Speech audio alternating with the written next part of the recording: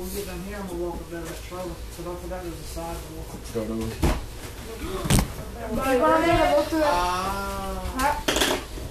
Shabbat Shalom, everybody. Shabbat Shalom. If only it would stay this temperature all the year long. Wouldn't that be nice?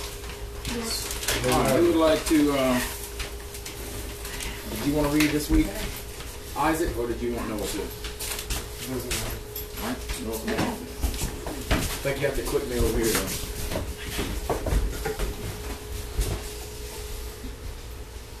Yep, that's it. Thank you, sir.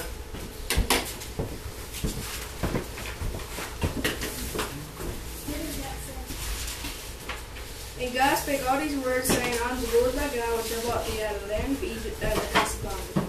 Thou shalt have no other God before me, thou shalt not make unto thee any graven image, or any likeness of anything that is in heaven above, that is in the earth beneath, or that is in the water under the earth. Thou shalt not bow down thyself to them, nor serve them. For I, the Lord thy God, am a jealous God, visiting the iniquity of the fathers upon the children, unto the third and fourth generation of them that hate me, and show mercy on thousands of them that love me and keep my commandments. Thou shalt not take the name of the Lord thy God in vain, for the Lord will not hold him guiltless of taking his name in vain. Remember the Sabbath day to keep it holy. 6 days shalt thou labor and do all thy work. The 7th day is the Sabbath of the Lord thy God. In it thou shalt not do any work, thou, nor thy son, nor thy daughter, nor manservant, nor thy maidservant, nor thy cattle, nor thy stranger that is within thy gates. For in 6 days the Lord made heaven, earth, the sea, and all that in them is, and rested the 7th day. Wherefore the Lord blessed the 7th day and hallowed it. Honor thy father and thy mother, that thy days may be long upon the land which the Lord thy God giveth thee. Thou shalt not kill, thou shalt not commit adultery, thou shalt not steal, thou shalt not bear false witness against thy neighbor, thou shalt not covet thy neighbor's house, thou shalt not covet thy neighbor's wife, nor his manservant, nor his maidservant, nor his ox, nor his ass, nor anything that's thy neighbor's. Thank you, Noah. A lot of commandments, a lot of instructions, all for our benefit, all to help us. Not only so we know what's going to be expected in forever, but so that we're going to be able to enjoy and prosper here in this world, in the flesh. All right, to be clear, all those instructions. No, you need to click me over here, sir. Stop working for a second. It's on there. All right, would you like to read this one out? It says, Master, which is the greatest commandment in the law? Jesus said unto him, Thou shalt love the Lord thy God with all thy heart, and with all thy soul, and with all thy mind. This is the first and great commandment. And the second is like unto it, Thou shalt love thy neighbor as thyself. On these two commandments hang all the law and the prophets. Matthew chapter 22, verses 36 through 40. Thanks, sir. This week, some people have just finished observing a feast day. Some people are currently observing a feast day. And some people will be observing a feast day in the next couple of days. Feast of Atonement. Because different people go by different calendars and different understandings. This instruction from Yeshua kind of sheds light on that. It also tells us another scripture, don't judge. Don't let a man judge you by how you keep feast days or how you keep Sabbaths. Because if you're doing it as best you can, we should know and understand and have mercy and love for one another, realize that's our understanding. But that's not what the message is about today. Today we're going to talk about knowing better. We'll just have to, I'm getting on the other one up there. So. Today we're going to talk about knowing better. Who in here thinks it's okay to kill your neighbor and steal his Xbox? Nobody, right? We know better. We people in general are supposed to know better than to kill murder, right? Let's talk about some things we should know better about. First, when we talk about what's right and wrong, let's take a look at 2 Timothy 3:16 and 17. Who would like to read that one? I'll read. All right, go ahead. All Scripture is given by inspiration of God and is profitable for doctrine, for reproof, for correction, for instruction in righteousness, that the man of God may be perfect, thoroughly furnished unto all good works. So if I love Yah and I love His Word, Torah, epistles, I love it. But the book of James, I don't particularly like that one. I can ignore that. That's not what this is saying, right? This is saying all of it is inclusive. His word, his inspired word, is given for us to live by. So when we know something, we've got to make sure it's a fact, because quite a few people, a majority of Americans, knew Barack Hussein Obama was going to make a transparent government and get the deficit down. They knew that, right? That's what he said, and they voted for him. I was one of them idiots that voted for him in 2008.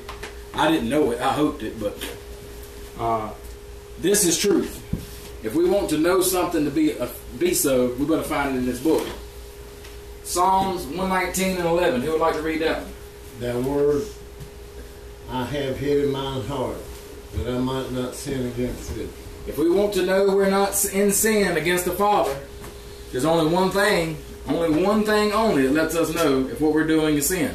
That's His word. If we don't know it in our mind and our heart, if we don't know it, we won't know.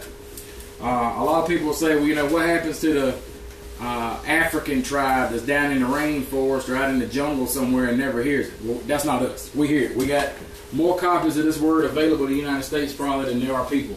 I have no doubt. 2 Timothy 2:15. Study to shew thyself approved unto God, a workman that needeth not to be ashamed, rightly dividing the word of God. We were talking about math last night, weren't we, Sister Cody? Division is what kind of work? Math. We're all supposed to be good mathematicians when it comes to this word. Rightly dividing the word. So when some idiot comes up to you and says, oh, no, I'm not under the law. Well, the words do appear in this book that says we're no longer under the curse of the law. But we have to be able to rightly divide and say, no, that's not the law, the Torah, the instruction. That's talking about the law of sin and death. If you sin, you die. You're no longer under the law. If you sin, you die, as long as you accept the Messiah. So that's rightly dividing the word. If somebody says, well, I know it's wrong to steal, but I really wanted a new car. And since I wanted it, I got it. We rightly divide the word and say, your wants do not matter. You were stealing. That's rightly dividing the word.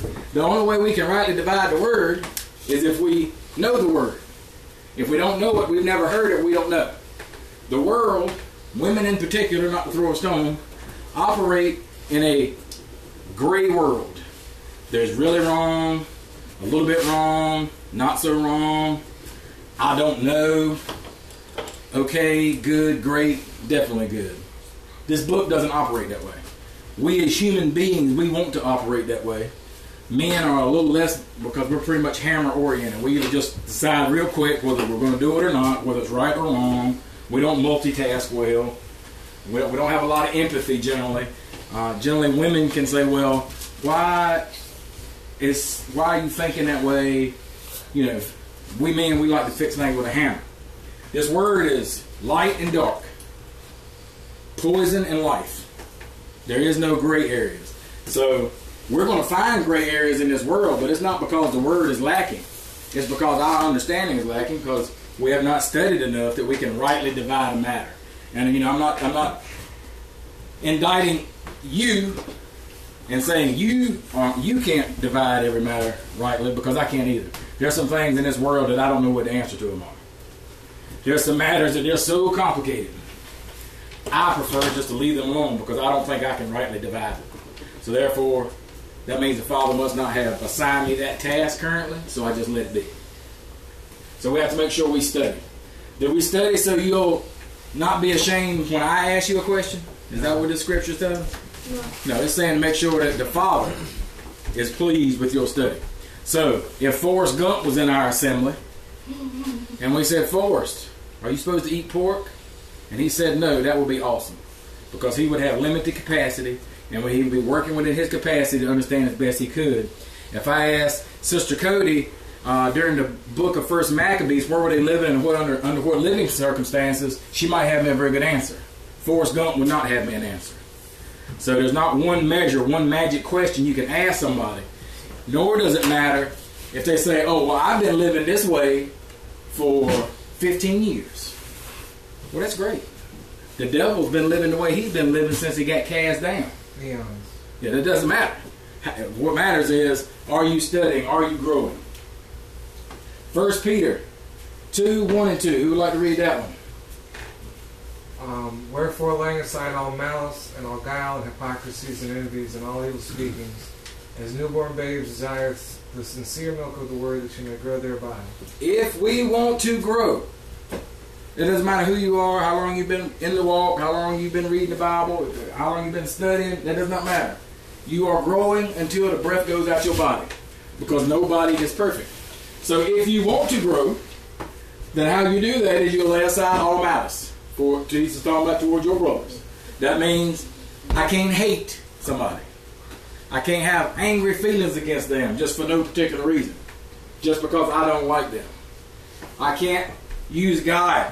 Who knows what guile means? Deceit. Manipulation. Sneaky, slidey, blah, blah, blah.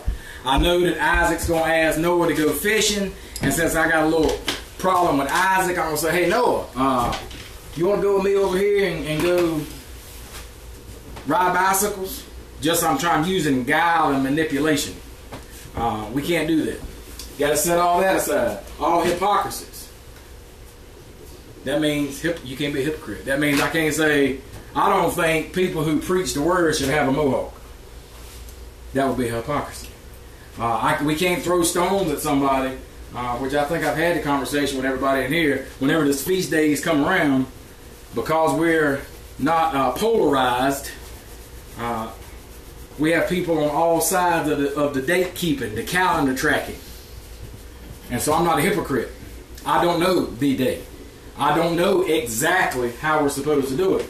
That's why when the Messiah returns, he's going to teach us when he gets here. And so therefore, it will be hypocritical of me, knowing that the facts are not in here to clearly establish the matter, for me to tell someone they're wrong. So therefore, last year we went and observed Feast Day at another location with a different group, and we kept unleavened bread. Maybe it was the year before last. We kept unleavened bread based on our best understanding of the calendar. And we wound up going, about 11 days, 12 days of unleavened bread? Because when we started when we thought was correct, was well before they did. We journeyed out and stayed with them. Theirs started later than ours, and we observed it right on through with them. No harm, no foul there. But we can't be hypocrites. You got to set that aside. You got to get that unclean spirit out. You can't be envious. That person has a nicer car than me. That person has nicer clothes than me. That person has an awesome family. That person has a better job. You can't do that. Evil speakings. Notice it doesn't say you can't speak badly of someone, but it says evil speakings. Evil is not factual. It's not saying factual or not. Evil speakings means intent. What is the intent of your words? The Messiah came to bring life to the lost sheep of the house of Israel. So the intent there. Don't be talking hateful about folks. And then we can grow from the word. Now this is the important about why we should know better. Hosea 4:6. We hear this one a lot. We're going to hear it again. We'd like to read that one. My people are destroyed for lack of knowledge, because thou hast rejected knowledge. I will also reject thee, that thou shalt be no priest to me. Seeing thou hast forgotten the law of thy God, I will also forget thy children. Hosea chapter 4, verse 6. Every man is a priest into his own house. He is the head of his own assembly in his house. Single brothers, y'all got a small congregation. The Duggards, if they come into truth, good have mercy. I guess they'd be a mega church. But it doesn't say that we're going to be destroyed for lack of knowledge because there is none. It says we're going to be destroyed because we don't receive it. We're too blowed up and puffy that we don't hear it. We're going to do it our way. One thing to remember here is whenever you see the word law, instruction, commandment, ordinance, statute, generally it's always going to be Strong's 8451, which is Torah. When we get it translated into English, they use a lot of other words, but for whatever reason, they decided to muddy the water up a little bit and use different words other than Torah to give meaning to that word in our language. All right, so we have seen, most of us, we took a field trip to see Left Behind. That was the Rapture movie. Left Behind. Nobody in here has any belief that we're going anywhere. We're going to take a look and establish it out of this word right here pretty clearly. I have got a lot of emails this week and last week, more so this week, and some phone calls and some Facebook messages from people who are supposed to be Israel.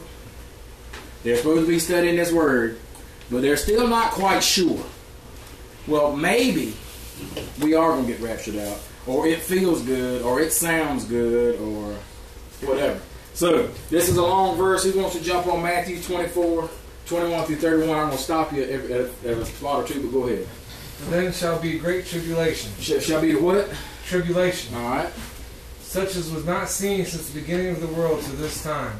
No, nor ever shall be. All right, hold on 1 second. So we know the Great Tribulation, they say that's going to be the one that closes out the age. That's going to be the end of things. So that means it's going to be the biggest, right? And it's the last one. So this verse is saying the Great Tribulation is coming. It's going to be bigger than anyone that's been here before, including the days of Noah, which was pretty big unless you were Noah or his family. And biggest one that there'll ever be after that. Go ahead. And except those days should be shortened, there should no flesh be saved. But for the elect's sake, those days shall be shortened. And if any man shall say unto you, Lo, here is Christ, or there, believe it not. For there shall arise false Christs, and false prophets, and shall shew great signs and wonders, insomuch that if it were possible, they shall deceive the very elect. Behold, I have told you before. Wherefore if they shall say unto you, Behold, he is in the desert, go not forth. Behold, he is in the secret chambers, believe it not. For as the lightning cometh out of the east, and shineth even unto the west, so also shall also the coming of the Son of Man be. For wheresoever the carcass is, there will the eagles be gathered together. Immediately after the tribulation of those days shall the sun be darkened, and the moon shall not give her light, and the stars shall fall from heaven, and the powers of the heavens shall be shaken. Then shall appear the sign of the Son of Man in heaven. Then shall all the tribes of the earth mourn, and they shall see the Son of Man coming in the clouds of heaven with power and great glory. He shall send his angels with a great sound of a trumpet, and they shall gather together his elect from the four winds, from one end of heaven to the other. Matthew chapter 24, verses 21 to 31. That's pretty clear, isn't it? I'm not sure how people don't understand unless they're not studying or they're not rightly dividing. But it's very clear. It's letting us know when that's going to happen. That Antichrist, that spirit of Antichrist is going to come on the scene, and he's going to say, I'm Yeshua. Worship me. If that happens, you know it's a lie. Because there's preconditions that have to be met. He's saying there's people that's going to come and say it's him. He's saying people that's going to come and say, hey, he's over there, he's over here. He's telling you ain't got to worry about it. When he gets here, if you're one of the elect, you're going to know it. Because when he gets here, number one, all hell, pardon the terminology, is going to be done broke loose before he gets here. The greatest tribulation ever on earth. And so it ain't going to be something you're going to miss. We could do a teaching just on that fact. A third of the earth's going to die of disease. A third of the earth's going to die of starvation. There's going to be wars like it's never been on earth before. A beast running into, eating you in your houses, in your homes, your yards, and so forth. So this is one witness. This is one statement when that's going to happen. All right, let's get a second witness. 1 Thessalonians 4, 16 and 17. Who'd like to read that one? For the Lord himself shall descend from heaven with a shout, with the voice of the archangel, and with the trump of God. Into the dead in Christ shall rise first. Then we which are alive and remain shall be caught up together with them in the clouds to meet the Lord in the air, and so shall we ever be with the Lord. Okay, this is very important what this is saying. Listen carefully. Yeshua is going to return from heaven. Now, scripturally, there's more than one heaven. There's heaven that's spiritual, far and above, where Yah resides, where all goodness comes from. That's where he's coming from. He's going to come through the heavens. That's the air. He's going to come down through the air. When he's coming through the air, what happens first? The first thing that will happen is all the people who died, redeemed in Yeshua, a party to the covenant, they will come out of the ground, rise from the dead, in their incorruptible, immortal bodies, first, and then second, the people that are still alive. The Great Tribulation has went on. People have lived through it. Saints have lived through it. After the sleep or woke up, just like Lazarus was, when Yeshua calls them and they come unto him, then second, those that are alive and remain shall be caught up together with them in the clouds. as he's coming in and meet Yeshua in the air, and we shall be with him forever. When he comes, it can't be a rapture, because there's going to be saints alive here. So pre-trib rapture doesn't happen. So I shouldn't say rapture doesn't happen. It is. We're going to be going through all levels of hell here on earth. The elect are going to be here with the diseases, here with the wars, the famine. They're going to have to refuse the mark of the beast if they're the elect. They're going to be attacked by animals. They're going to go through all of that. And when you actually get into the word, it says that at the end of the thing, the spirit of Antichrist, the evil one, is just going to say, kill them all. Just kill every one of the elect. Kill them. I'm tired of them. Just kill them. And as soon as he does that, that's the time Yeshua is going to intervene to save that number that's left. Yes, sir. And it never says in the book of Revelation that there was a catching away.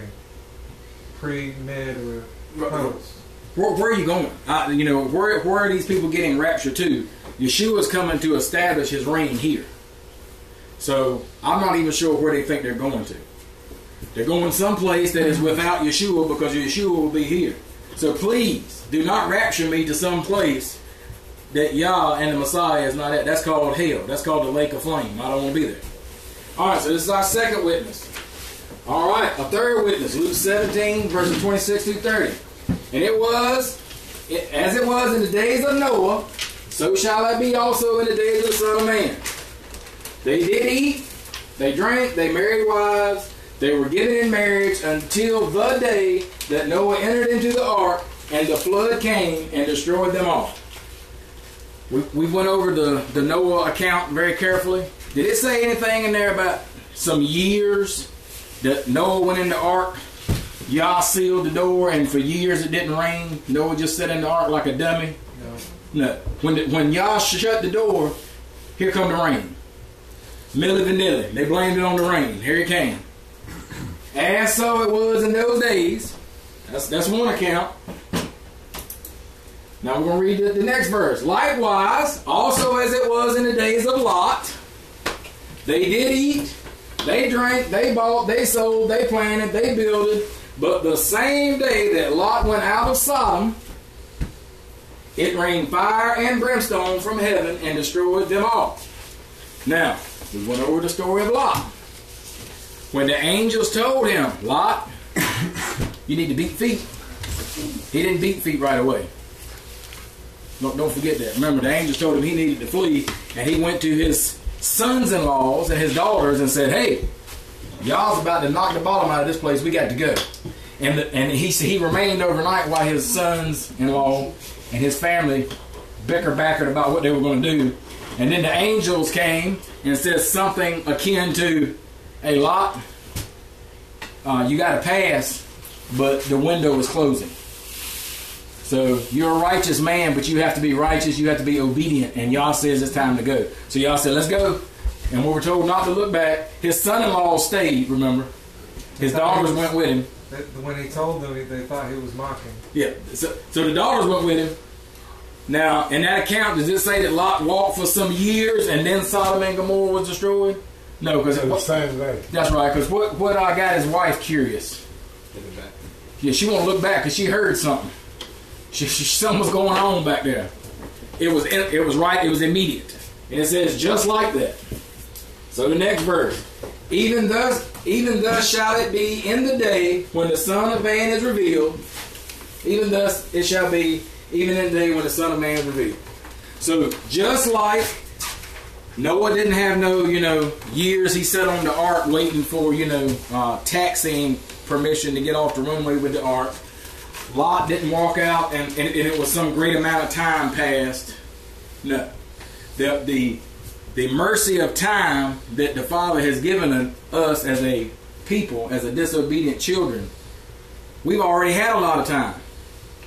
It's been 2,000 years since Yeshua was here. And the disciples were looking for it to end any minute.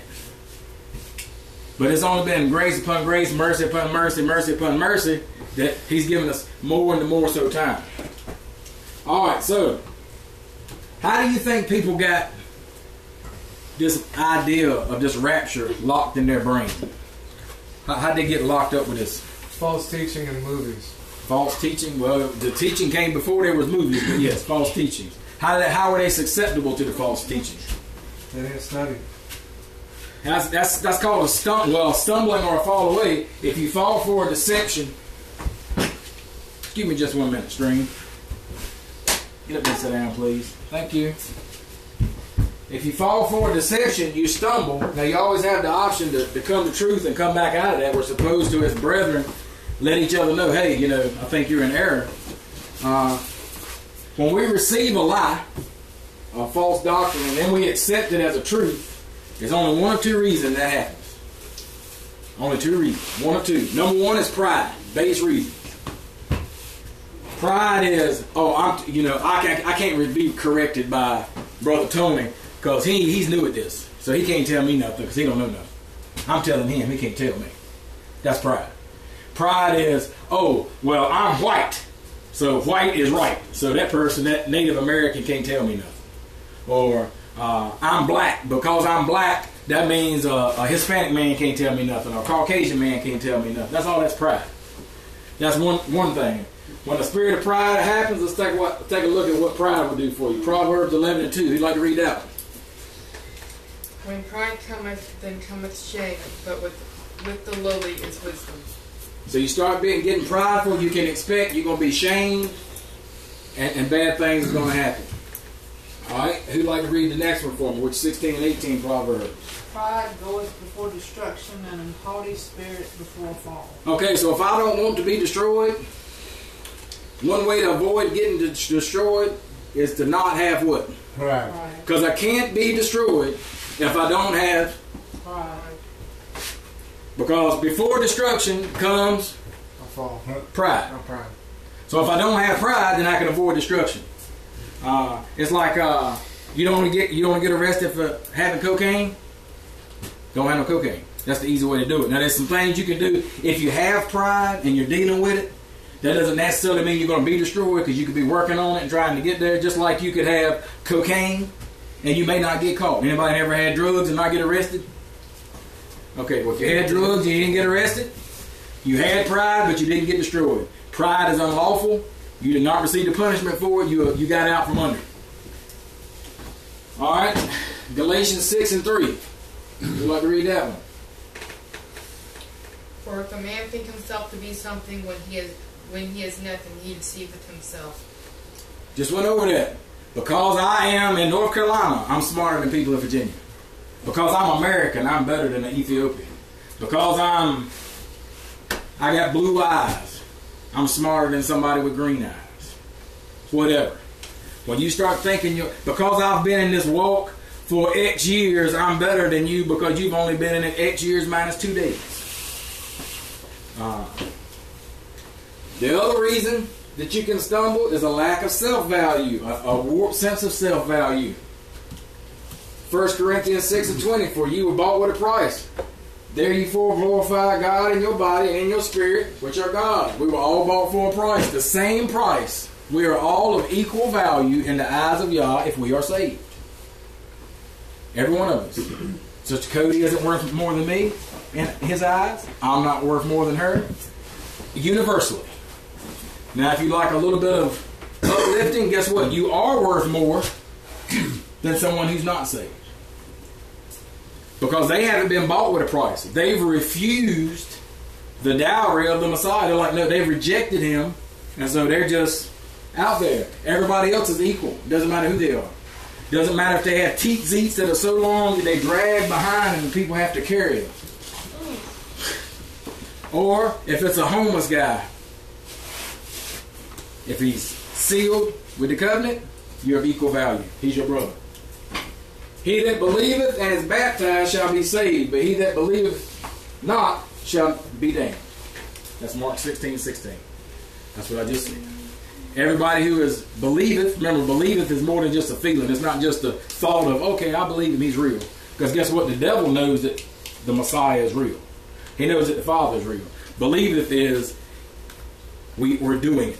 We're living it. We're being obedient as best we can. So, a lack of self-value, that's having a sense that can cause you to stumble. You think yourself either worth too much, or you think yourself worth too little, or you let somebody get in your ear and say, "Oh, well, you should just believe me because I went to seminary and you dig ditches. So don't worry about that. Just take my word for it." Yeah, no, I ain't gonna take your word for nothing. Now I'm gonna listen to what you say, and I'm gonna measure it against this book. Guard your mind and be mindful of the sources that you accept. A wicked person can bring you truth. So, we've had some people here that's been in prison. People in prison, according to Caesar, are criminal. They're bad people. Anybody that's been in prison, somebody in prison told you something true, didn't they? If it won't nothing but we having gravy and bread for dinner. That was the truth, wasn't it? So you considered them as a source and said, okay, well, he normally is pretty straightforward about there being dinner. Some of us have been in relationships in our past where our significant other would say, when we're talking about considering the source, I'm going to run down to the grocery store. Would you like me to pick you up a gallon of milk? I will. And we go, sure, he will, or she will. And then that same person say, oh, I would never cheat on you. And we didn't believe it. That's considering the source. So just because someone is telling you something, don't assume it to be true. And don't automatically assume it to be a lie. You have to test it. You have to consider that source. There are hypocrites. If somebody's a hypocrite, does that mean they can't correct you on being a hypocrite? No, they can't they? Anybody's parents, the smokers, did your parents smoke? Yep. Did your parents didn't smoke, so you just need to zip your mouth. Did your parents ever tell you don't smoke? Yep. Mine didn't. Now, were they right? Because you shouldn't smoke, right? Right. But they were smoking, so they were being a hypocrite, telling you don't smoke, but they were right. So you could have considered them a source of wisdom, even though they were wrong. How about somebody who wants to be a king or a master, wants to lord over people? That's not just religiously, that's in general. You're going to do what I say. You're going to do this. You're going to pee at 3 o'clock. You're going to do everything I say. If you don't wear your cheeks just like this, then, not only am I going to not talk to you because I can't control you, I'm going to make it so everybody else won't talk to you too. Does that mean that person is controlling, can't say, you ought not eat pork? He's right. But see, that you got to consider that source. You got to test it. You go to the doctor, and the doctor tells you, knowledgeable experts of the world, consider that source. If you go to the doctor and you have a bad pain, or better yet, Sister Peyton broke her leg. Leg looked like a spaghetti noodle got dropped on the floor. I had to straighten the bone back out, and we had to rush her up there. It hurt a little bit too, didn't it, Peyton? Did we take Dr.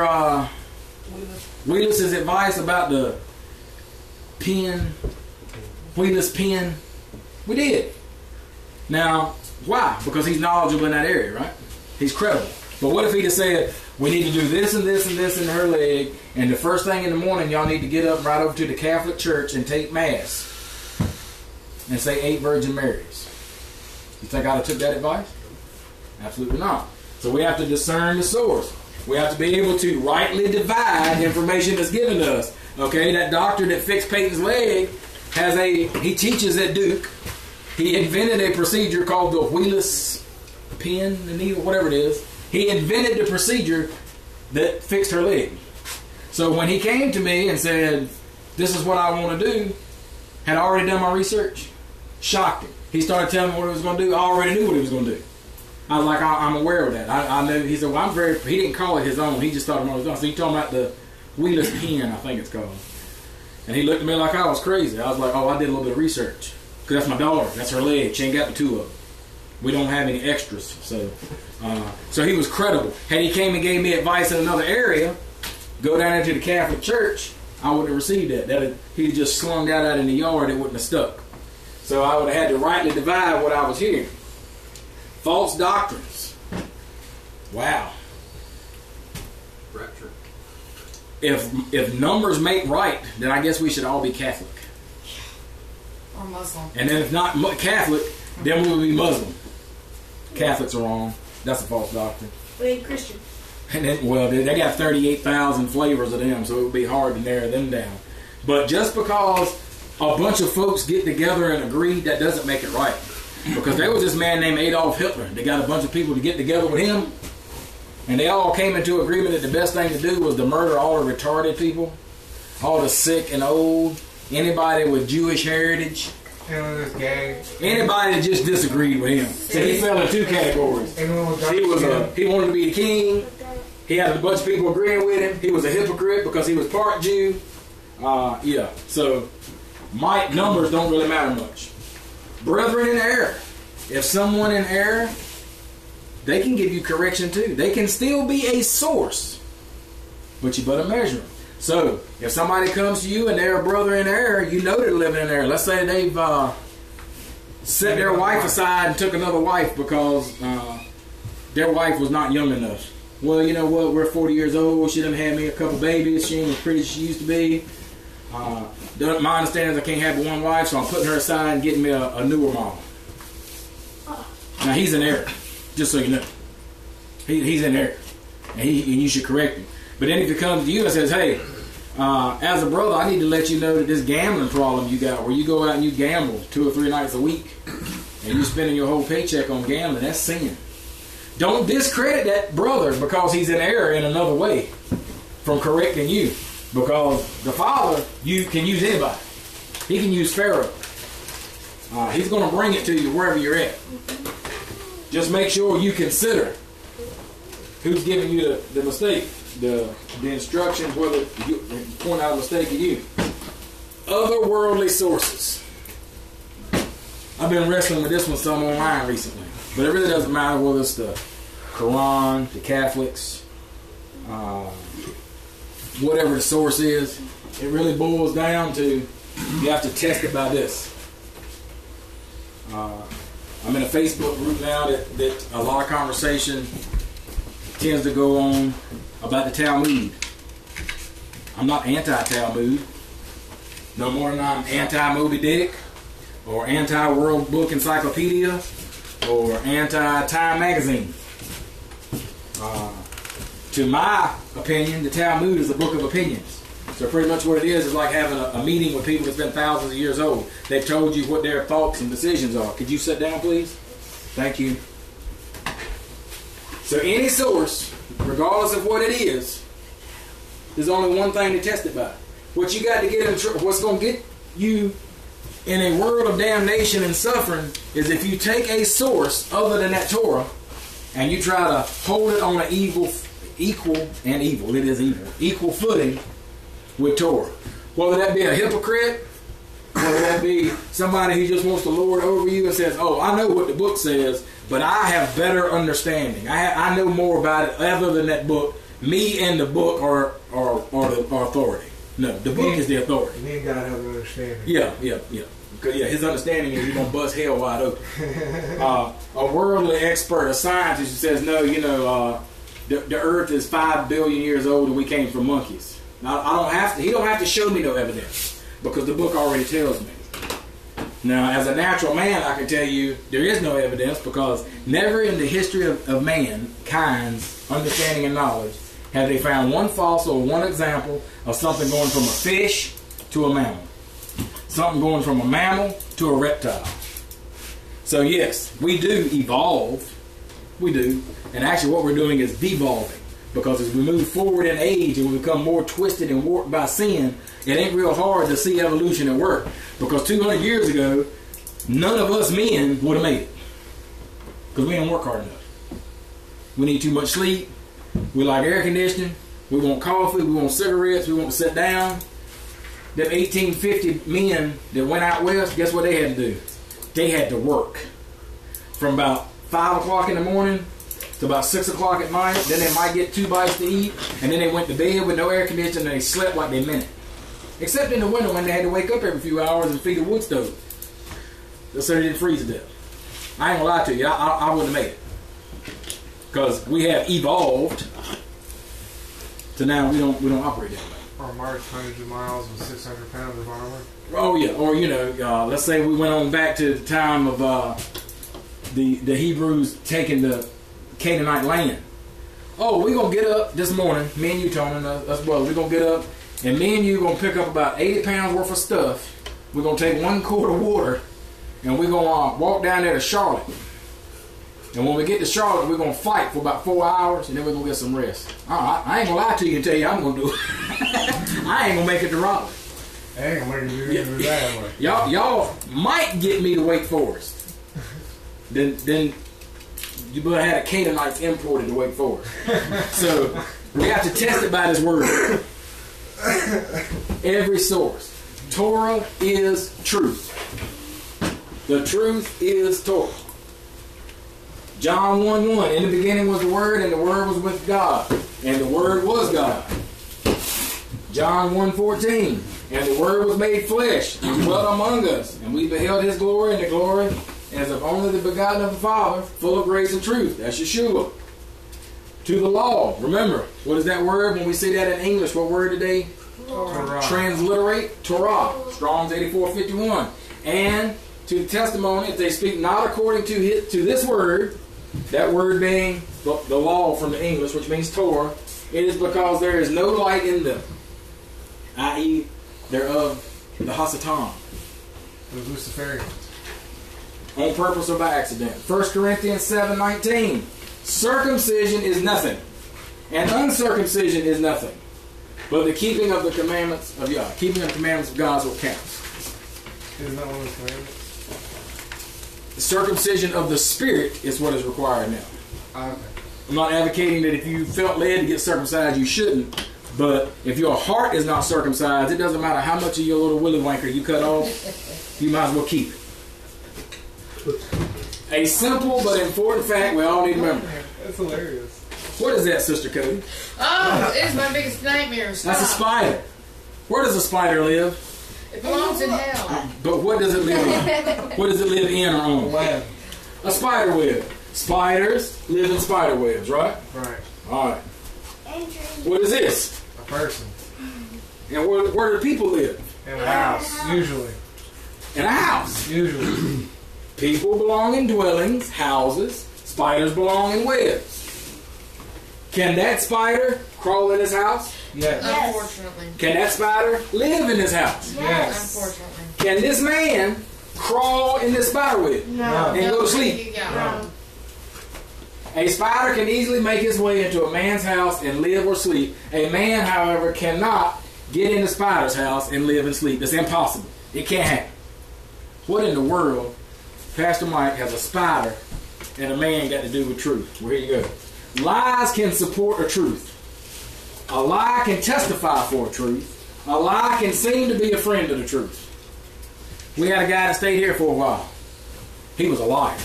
Let me make sure I got some witnesses. Y'all know who I'm speaking about? Robert. Well, no. Had a beard. Yeah, you don't need to tell them. Yeah. Need 2 or more witnesses. Raise your hands. We got every hand but 2 went up, and those 2 weren't here. Everybody that was here raised a hand. He was a liar. And if you said something, he would generally back it. Oh yeah, that's right. Blah blah blah blah blah blah blah. A liar can easily tell the truth. He can easily testify because he don't care. The liar don't care. He'll just say whatever. Now, lies can support the truth. The truth cannot support a lie. It can't testify for a lie. It is always going to be the enemy of the lie. Just like the spider and the man. A lie, a false doctrine, a false teacher, a false book, a false religion, a false brother, all of those things can come over and support truth. Oh, sure, yes, I'm in agreement with that. While still being a liar. Just because you tell the truth in one matter doesn't mean you're not a liar. The truth can never support a lie. The truth will never give testimony to a lie. It just doesn't work that way. They can't coexist. Always remember that. So just because somebody comes to you, just like that example of that doctor I used, when that doctor came and said, this is what we need to do to save your daughter's leg, guess what? He was right. Peyton, you still got both your legs over there, don't you? Yes. Okay, so he's still, it's been over a year now, she still got the leg. He was right. So he told the truth, right? Mm-hmm. But what if he had told me to go to the Catholic Church? He could have done that. Because he's not Hebrew. He's not of the house of Judah or the house of Israel. He was told to the church about one thing And a lie about and a another. damn, not just a lie, but a damn lie about something else. Could have. He didn't. He's not evangelistic. But just because somebody tells you the truth in one matter, or 2 matters, or 10 matters, or 53 matters, that does not mean they're telling you the truth in every matter. And that goes for everybody you've ever known your whole life, and me too. And goes for everybody you will meet after me for the rest of your life. Test what they tell you by that book. Test it. Because people stumble. Who recalls the memory verse from last time? Oh, do you? 2 weeks ago. What was it? Deuteronomy's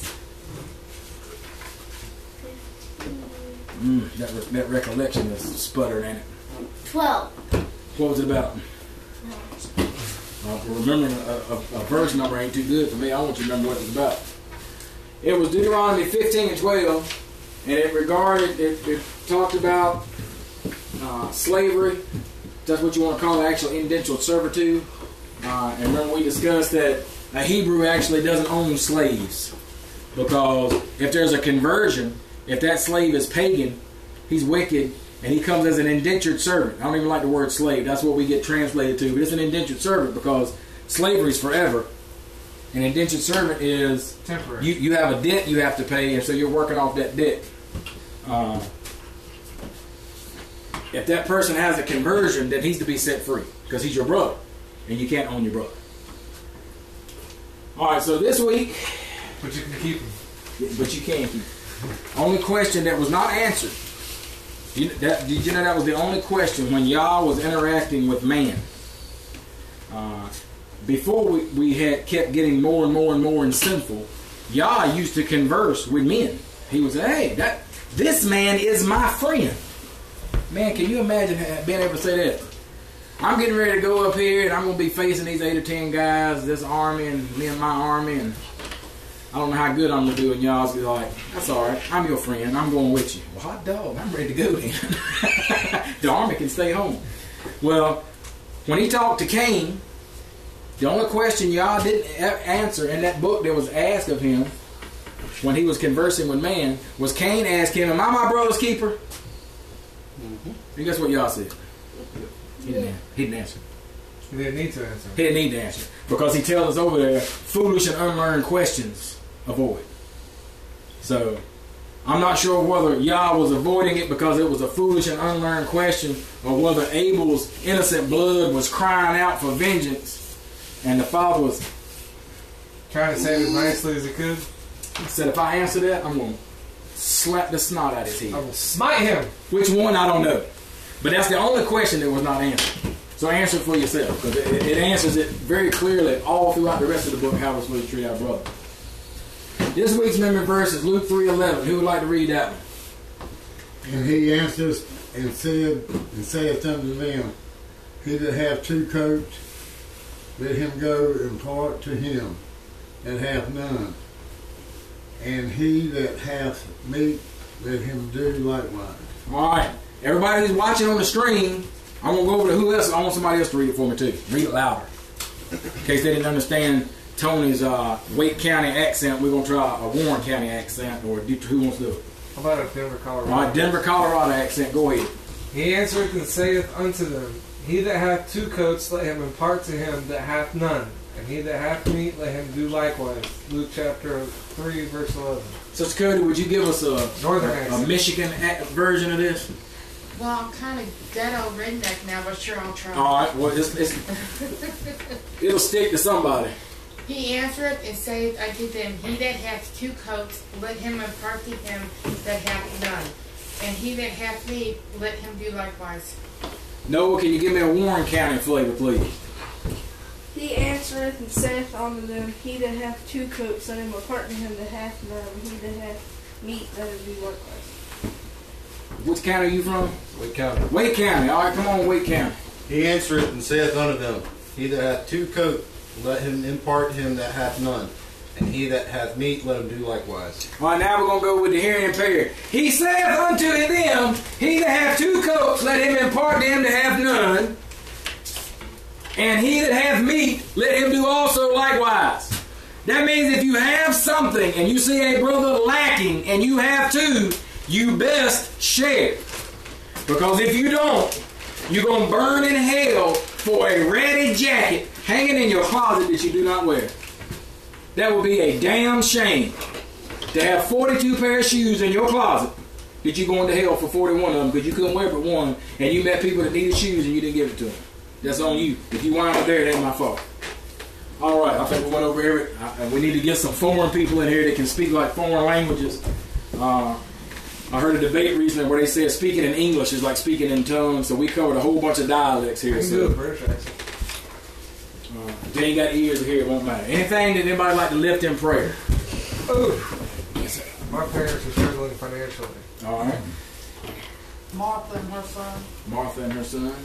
Yeah, Brother Graham and Sister Stacy again. Yes, sir. And Sister Bullock going through her stuff. Yes, sir. All right, that's it.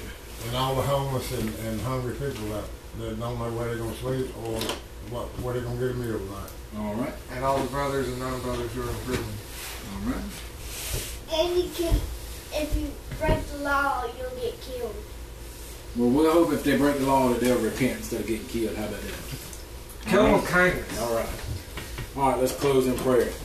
Dear Heavenly Father, we thank you for this Sabbath, Father. We thank you for your feast days, Father. We thank you for your blessings. We thank you, Father, for your word. We thank you, Father, for the inspiration, love, and mercies you've shown upon us, Father. We thank you for all things. We thank you most of all, Father, for the sacrifice of your Son, his blood for the redemption, for the price paid for us, Father, so we might come back to you spotless.